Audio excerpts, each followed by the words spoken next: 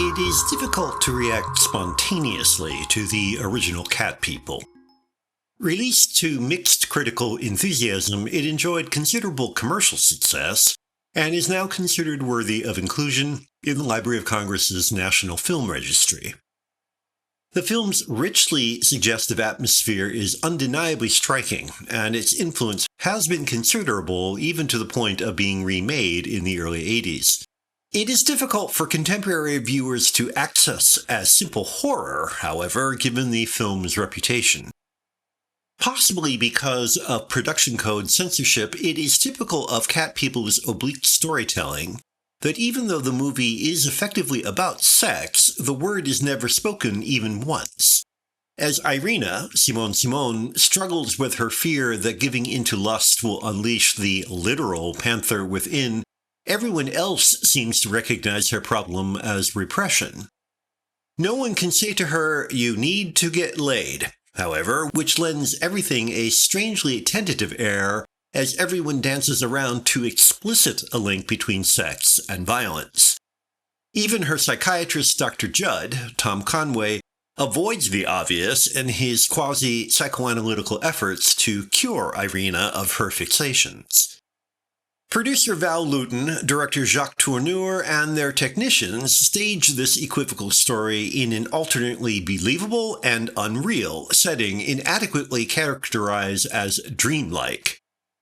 Famous for having been made on a low budget on the back lot, the action's location is never named, but leftover sets and opportune atmospheric effects like snow and rain help to create a textured, surprisingly believable urban setting.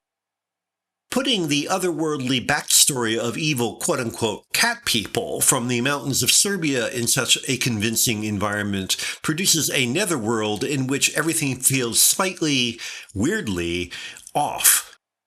You never know what is going on at any one moment. In fact, you see very little.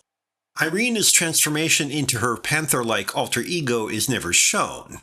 At most, there are a few brief, dark shots that seem to be a panther as Irina unpredictably appears and disappears in and out of the shadows. All the supporting characters may believe Irina's problem can be adequately explained as the wounds of early trauma, but the very patness of their explanations contrasts with the tenuous, far-fetched, supposedly real reason and the technically sophisticated way it is presented. Which returns us to the question of trying to experience the film with something like an original audience's involvement.